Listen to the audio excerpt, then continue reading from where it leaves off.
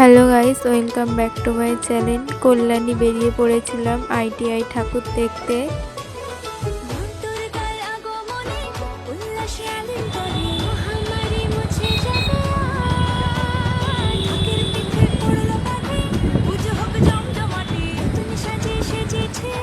Guys চলে এসেছি ITI কাছাকাছি।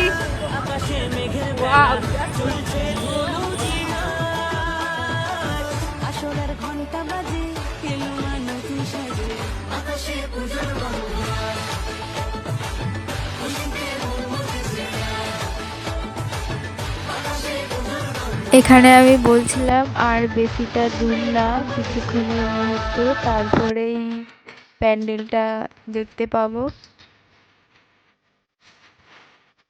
দেখো গাইস, প্যান্ডেলের কাছে চলে এসেছি।